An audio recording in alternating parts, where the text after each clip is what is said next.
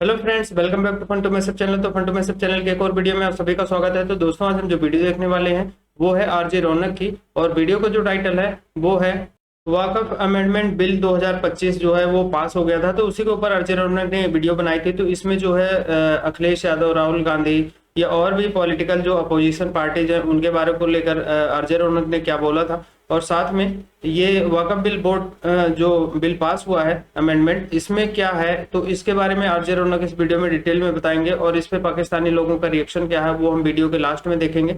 तो शुरू करते हैं वीडियो। और वीडियो देखने से पहले चैनल पे नहीं हुए तो सब्सक्राइब करके बेल आइकन प्रेस कर देना, ताकि मेरी वीडियोस का नोटिफिकेशन आप लोगों को इजिली मिलता रहे। तो देखते हैं वीडियो और मिलेंगे वीडियो के लास्ट में।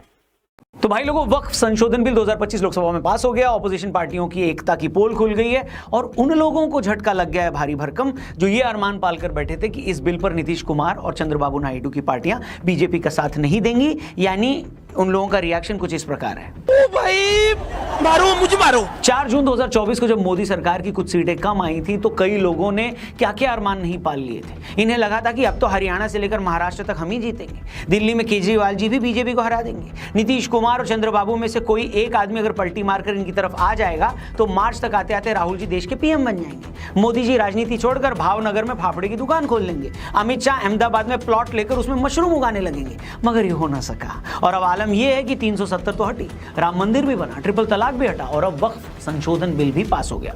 अखिलेश से लेकर राहुल बाबा, ओवैसी से लेकर इमरान मसूद, इन सबको बड़ी उम्मीद थी कि सीए एनआरसी की तरह वक्फ वाले मामले पर भी मुसलमानों को भड़काकर सड़कों पर ले आएंगे, सरकार को डराकर इस बिल को वापस करवा देंगे। पर क्या ये सब हो पाया क्या संजू बाबा? नहीं।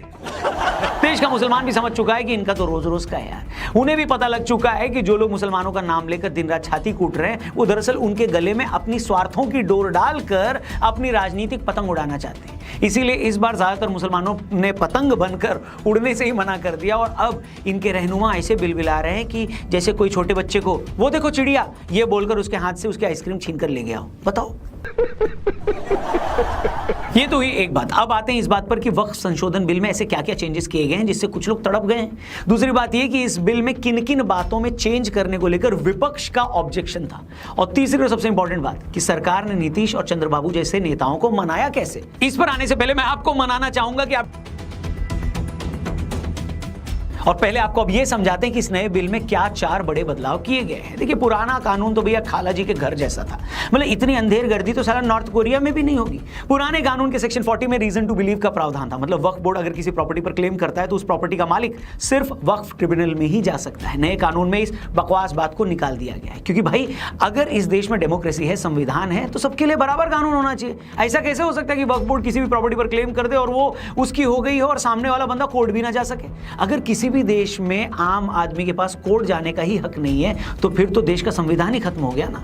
मगर यही अंधेरगर्दी अभी तक चली आ रही है। एक खास जमात का वोट लेने के लिए, उसे अपीज करने के लिए कुछ भी अनशन कानून बने हुए थे। आपको जानकर हैरानी होगी दोस्तों, अगर 2014 के इलेक्शन से पहले जब कांग्रेस को यह लग रहा था कि अब तो बुरी गत होने वाली है, जनता सत्ता से बाहर कर देगी, तभी 5 मार्च 2014 को इन लोगों ने दिल्ली की 123 प्राइम प्रॉपर्टीज को वक्फ बोर्ड के हवाले कर दिया और उनके मालिक मुंह ताकते रह गए। और ऐसा सिर्फ इसलिए किया गया ताकि इससे देश का मुसलमान खुश हो जाए और इन्हें वोट मिल पाए। इसी तरह का गुल कांग्रेस की सरकार ने शाहबानो के टाइम भी खिलाया था, जब उस टाइम सुप्रीम कोर्ट ने उसके शौहर को आदेश दिया था कि अपनी तलाकशुदा बीवी को कुछ रुपए हर महीने गुजारा भत्ता दे।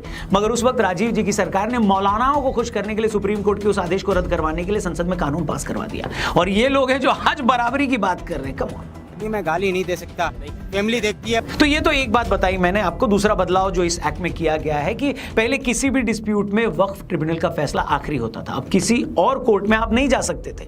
अब ये गुंडागर्दी भी खत्म कर दी गई है। इससे पहले ये भी कानून था कि जो भी जमीन इस्लामिक काम में इस्तेमाल हो रही थी वो भी ऑटोमेटिक वक्फ की हो जाती थी, आप उसे चैलेंज नहीं कर सकते थे। अब उसी प्रॉपर्टी को वक्फ की माना जाएगा जो उसे दान में दी गई है। इसके अलावा पहले वक्फ बोर्ड में महिलाओं की एंट्री नहीं थी, मुसलमानों की भी कई सेक्शंस की एंट्री नहीं थी, गैर मुसलमानों की भी एंट्री नहीं थी। इन सारी बातों को क्या कर दिया गया राहुल जी? खत्म। अब कुछ लोग ये झूठ फैला रहे हैं कि सरकार ने मनमानी से फैसला ले लिया, इसमें कोई आम राय नहीं बनाई गई। ये बात भी सरासर झूठ है दोस्तों। जब सरकार वक्फ संशोधन बिल लेकर आई तो इसके बाद सभी पार्टियों की इस पर राय बनाने के लिए पिछले साल 9 अगस्त को एक ज्वाइंट पार्लियामेंट्री कमेटी बनाई गई। इस कमेटी में टोटल 31 मेंबर्स थे। इस कमेटी ने कई स्टेट्स का दौरा किया, 34 मीटिंगें हुई। 30 जनवरी को 655 पेज की रिपोर्ट लोकसभा के स्पीकर ओम बिरला को दी गई। शुरू में जो ये बिल था, बाद में सरकार की तरफ से उसमें 14 अमेंडमेंट किए गए। 28 मार्च को अमित शाह ने यह बता दिया था कि संसद के इसी सेशन में यह बिल पेश किया जाएगा और 2 अप्रैल को यह बिल लोकसभा में पास भी हो गया। इसीलिए यह बात सरासर झूठ है कि भाई बिल पर कोई चर्चा नहीं हुई या सरकार ने किसी से डिस्कशन नहीं किया। हाँ, विपक्ष का सुझाया एक भी अमेंडमेंट नहीं माना और शायद वो मानने लायक था भी नहीं, क्योंकि विपक्ष का बस चलता तो ये संशोधन बिल ही नहीं लाने देती। तो इसकी बात करना तो बेकार है। आगे बढ़ते हैं। अब इससे पहले कि मैं इस बात पर आऊं कि सरकार ने इस मामले में चंद्रबाबू नायडू और नीतीश कुमार को कैसे मनाया, पहले मैं विपक्ष के 2 युवा नेताओं की बात करना चाहता हूं जो पता नहीं कब से युवा ही चले आ रहे हैं, जिनमें से एक है माननीय अखिलेश यादव जी और दूसरे हैं आदरणीय राहुल जी। और ये दोनों कोई छोटे मोटे लीडर तो है नहीं भैया। इनमें से एक है जो देश के सबसे बड़े सूबे उत्तर प्रदेश में विपक्ष के सबसे बड़े नेता हैं, और दूसरे राहुल जी, कुछ लोग जिन्हें देश का नेक्स्ट पीएम मानते हैं। अब मैं पूछना चाहता हूं, भाई यही तो मौका होता है ना कि आप बहस के दौरान खुलकर बोलें, अगर कुछ गलत लगता है तो सरकार को खुलकर एक्सपोज कर दें। अब इतने बड़े टॉपिक पर बहस हो रही है, राहुल जी पूरा टाइम संसद में ही नहीं थे और इस बिल पर कुछ बोले भी नहीं। अब या तो उनको इसमें कोई ऑब्जेक्शन नजर नहीं आया या फिर उनको ये बिल ही समझ में नहीं आया, क्योंकि टेक्निकल मामला है ना भाई, कानून की बात है। पता लगा कुछ उल्टा सीधा बोल दिया तो फिर बीजेपी वाले अगले 250 सालों तक उसमें से क्लिप निकाल कर काट कर मीम बनाने लगेंगे हैं। Speaker madam, wait, sorry. और दूसरे अखिलेश बाबू ने भी बिल पर कोई टेक्निकल बात नहीं बोली है। कभी अमित शाह पर चुटकी ले ली कि भैया बीजेपी वाले तो नया अध्यक्ष नहीं बना रहे, कभी यूपी में हुए किसी कार्यक्रम पर बोल दिया, कभी चीन की बात कर ली। अरे भैया, इतने दिनों से आपकी पार्टी हल्ला काट रही है कि बिल मुसलमानों के खिलाफ है, तो बताओ ना संसद में कि क्या खिलाफ है। अब अगेन यहां भी राहुल जी वाला मामला ही है, या तो उन्हें लगता है कि कुछ खिलाफ है ही नहीं, या फिर इतनी समझ ही नहीं पा रही बात की ये इस मामले पर कुछ बोल पाए, तो बेटर है कि चुप ही रहते। यही था क्या? अब देखिए, मेरा मानना यह है ना भैया कि आपके प्रवक्ता टीवी चैनलों की डिबेट में क्या क्या बोलते हैं और आप ट्विटर पर क्या क्या लिखते हैं, इसका कोई मतलब नहीं है। असली मंच होता है सदन। आप लोकसभा के सदस्य हैं, लाखों करोड़ों लोग आपको सुनना चाहते हैं। वहां कीजिए ना सरकार को एक्सपोज, क्यों नहीं कर रहे? अगर आप वहां कुछ नहीं बोलते या टॉपिक के अलावा उल्टा सीधा कुछ भी बोलकर चले जाते हैं, तो इससे यह पता लगता है कि आप मेहनत नहीं करना चाहते।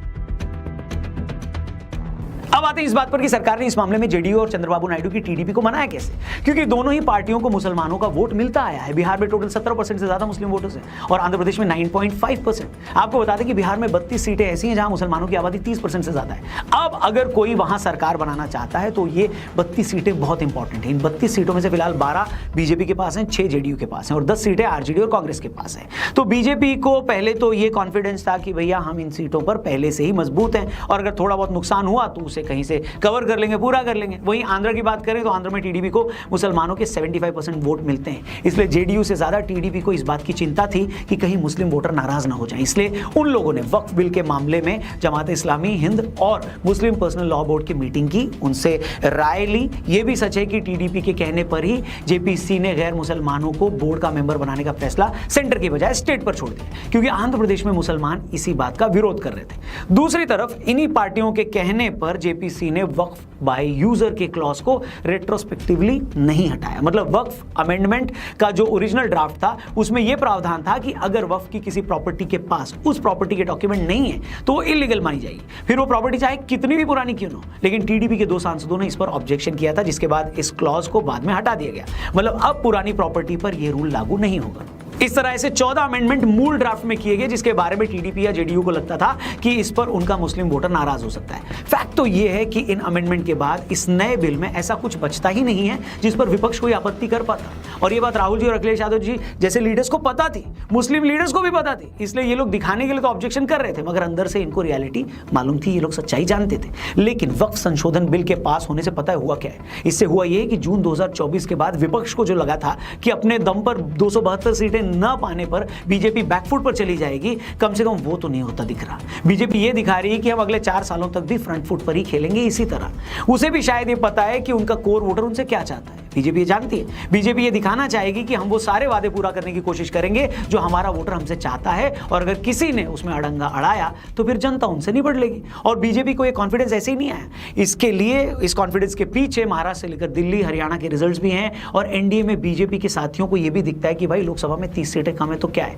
लेकिन बीजेपी की पॉपुलैरिटी अभी भी बनी हुई है, इसलिए अभी भी इनका साथ देने में ही भलाई है। इसलिए मैंने कहा कि संसद में वक्फ संशोधन बिल का पास होना 4 जून 2024 के बाद विपक्ष को लगा सबसे बड़ा झटका है। है। वो तो इस बिल को लाने से बीजेपी को रोक नहीं पाई, और ना वो बीजेपी के साथियों को रोक पाई, और ना वो इस बिल के खिलाफ मुसलमानों को भड़काकर सड़कों पर ला पाई। और तो और राहुल जी ने इस बिल के विरोध में संसद में भाषण तक देने की जरूरत नहीं समझी। इससे बड़ा सबूत और क्या हो सकता है कि आज इन लोगों का कॉन्फिडेंस 2024 के चुनाव के रिजल्ट से पहले के कॉन्फिडेंस से भी डाउन है। बाकी आप बताओ, आपको इस मामले में क्या लगता है? आप इस वक्फ संशोधन बिल के पास होने को कैसे देखते हैं? क्या आपको लगता है कि बीजेपी को अब जल्द ही यूनिफॉर्म सिविल कोड और मंदिरों पर सरकारी नियंत्रण को भी खत्म करने जैसे मुद्दों से भी निपटना चाहिए क्या?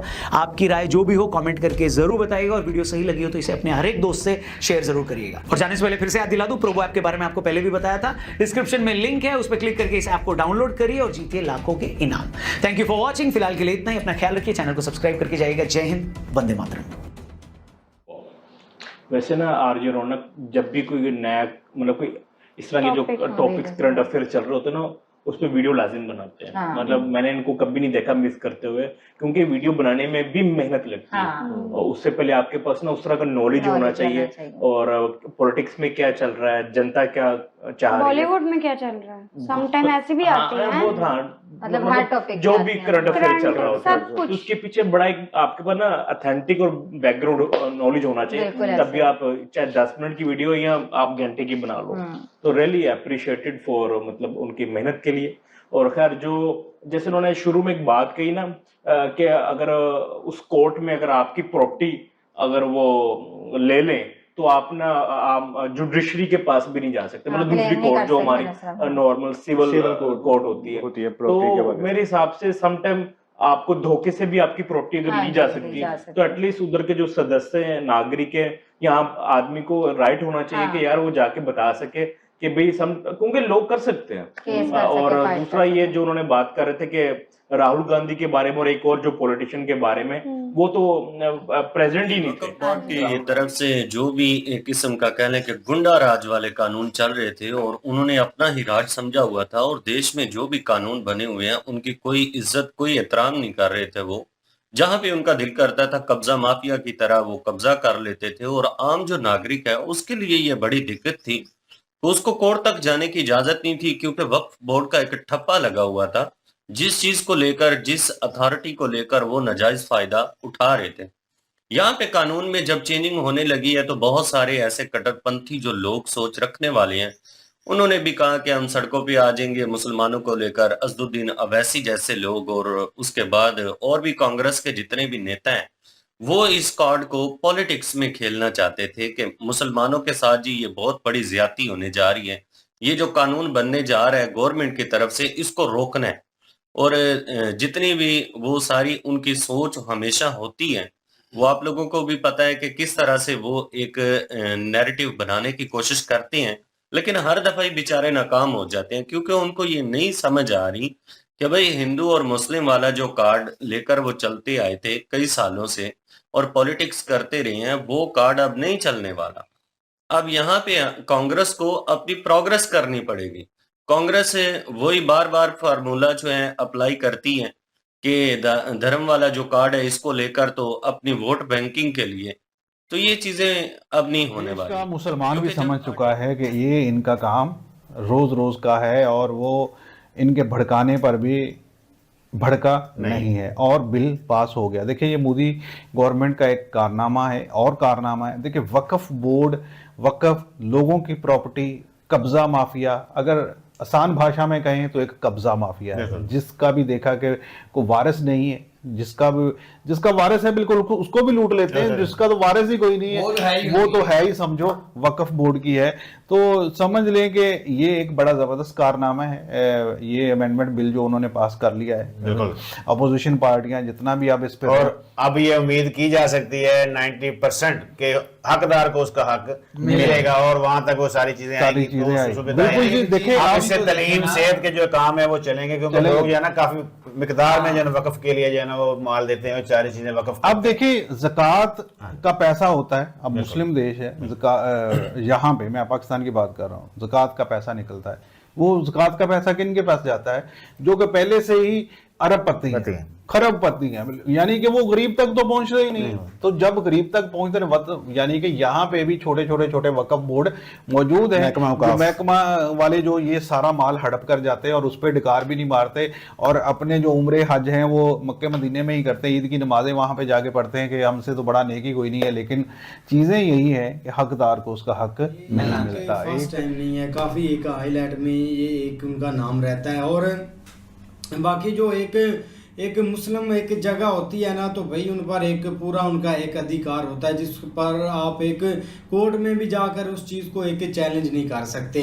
तो इस दफ़ा ना काफ़ी एक चेंजिंग की गई है। जब थोड़ा सा बिल पास हुआ है ना, उस पर काफ़ी एक डिबेट हुई है। ज़्यादातर अब कुछ लोग एक इमोशनल से भरे होते हैं, या कुछ सोशल मीडिया का एक आसरा लेकर इस चीज़ को थोड़ा सा ना एक और तरफ एक खींच रहा है। जैसे एक पाकिस्तान की आपको मिसाल देते हैं कि इधर का मीडिया काफ़ी इस चीज़ को ना एक आग दे रहा है कि इंडिया में कोई फ्रीडम नहीं है, एक मुसलमान काफ़ी उधर एक खतरे में है। तो मुझे लगता है कि इस चीज़ का कोई एक लेना देना नहीं है। अब पहले तो भाई इसके पीछे एक पॉलिटिक्स काफ़ी छुपी हुई है, लोग एक पॉलिटिक्स भी करते हैं। बाकी जो एक मामला था ना, जब भी ऐसा कोई बिल पास हुआ था, हमने ट्रिपल तलाक का देखा था, और भी कोई जो एक्ट होते हैं या पास होते हैं, उस पर भाई एक मुस्लिम समाज ज़रूर एक सड़कों पर निकल आता है। लेकिन इस दफ़ा देख रहे हैं कि इतने एक दंगे नहीं हुए। पहले निकले हैं लोग ज़्यादातर सड़कों पर, और लोग एक विरोध भी कर रहे हैं, लेकिन उस हद तक नहीं जितना वो एक चाहते थे, या जितनी वो एक कवरेज उनको एक मिलती थी। बाकी भाई एक पास हो गया है एक बिल, और बिल सोच समझ कर ही एक पास किया गया है। इस पर डिबेट काफ़ी की गई है, और एक जो भी होता है एक अच्छे के लिए होता है। वक्फ बोर्ड किसी भी जगह को क्लेम करता है, और बड़ी हैरानगी वाली बात थी कि जो है ना, केस कोर्ट में नहीं जाएगा, केस वक्फ बोर्ड के पास जाएगा। लोगों ने अपने प्रूफ उन्हीं को देने हैं जिन्होंने कब्जा किया। तो ये कितनी अजीबोगरीब बात है कि वो तो झूठे के जो है ना पेपर बना लेंगे, कुछ भी कर लेंगे, वो बेचारा तो फंस जाएगा।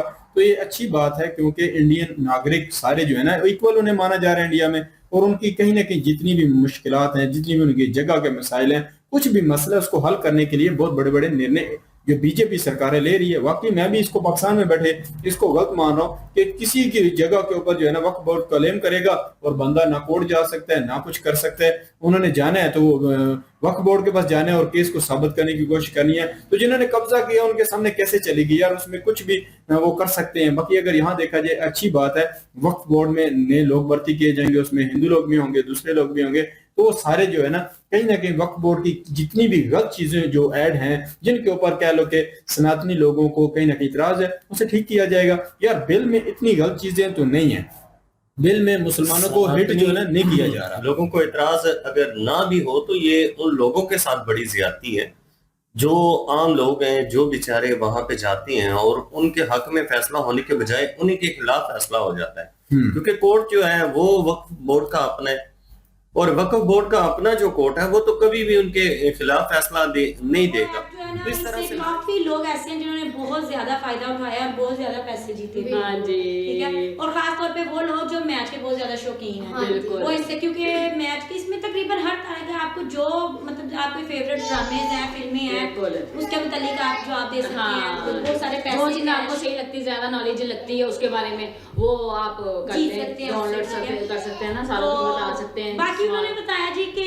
वाकई यार हर दारोमदार जो भी है ना, ये सारा होता है गवर्नमेंट पे। बिल्कुल ठीक है, गवर्नमेंट जो चाहे वो कर सकती है। उन्होंने बोला कि वो चाहे, क्योंकि 32 सीटें ऐसी हैं जो कि मुसलमान, जहाँ पर 32% मुसलमान पाए जाते हैं, वहाँ पे तकरीबन 32% नो मिठू बिल्कुल तकरीबन उन्होंने बोला कि उनके ऊपर जो मतलब कि उन 32 सीटों के ऊपर मुसलमान है ना, वहाँ पे ज्यादा मुसलमान पाए जाते हैं, तो वहाँ पे जो उनकी सरबराह जो है उसको भी मुसलमान ही होना चाहिए। बिल्कुल ठीक है, क्योंकि वहाँ पे ज्यादा मुसलमान जो पाए जाते हैं। ऐसे इन सियासतों में ये चीजें मतलब चेंज होती रहती है ना, नए कानून निकलते रहते हैं। और ये सारा दारोमदार होता है जी गवर्नमेंट पे। बिल्कुल, गवर्नमेंट चाहे तो किसी भी जगह किसी भी चीज पे आके उनका यूनिफॉर्म चेंज करवा सकती है। ठीक है, बिल्कुल। मंदिरों के ऊपर जैसे कि उन्होंने बोला कि जो मंदिर है वहाँ पे आके मंदिर के ऊपर जो ये पूजा पाठ वगैरह करती हैं, क्या उनको कहते हैं, बिल्कुल यार घरों में भी हमारे हिंदू भाई जो है वो घरों में मूर्तियाँ नहीं, जो ये पाठ करते हैं उनको कहते हैं।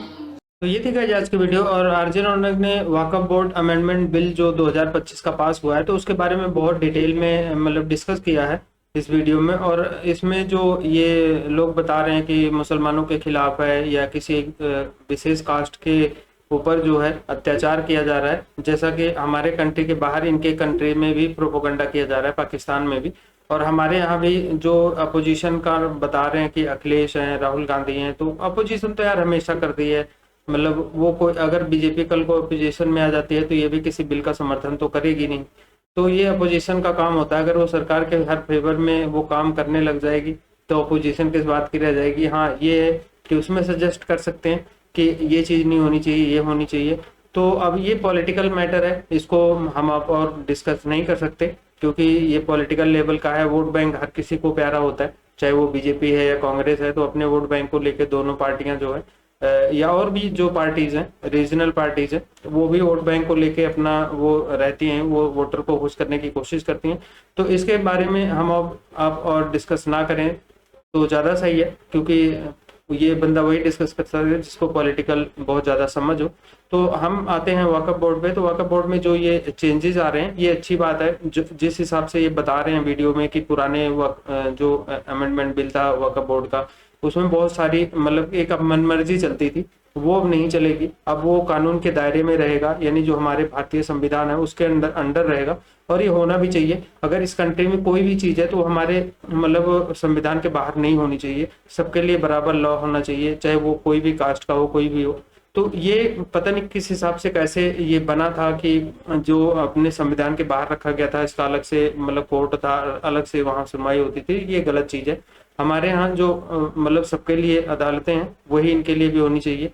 और वहाँ पे कम से कम जो बंदा जाके क्लेम करता है या वहाँ पे किसी के खिलाफ कंप्लेंट करता है तो वहाँ उसको कम से कम ये तो हो कि वहाँ पे उसको जस्टिस मिलेगा।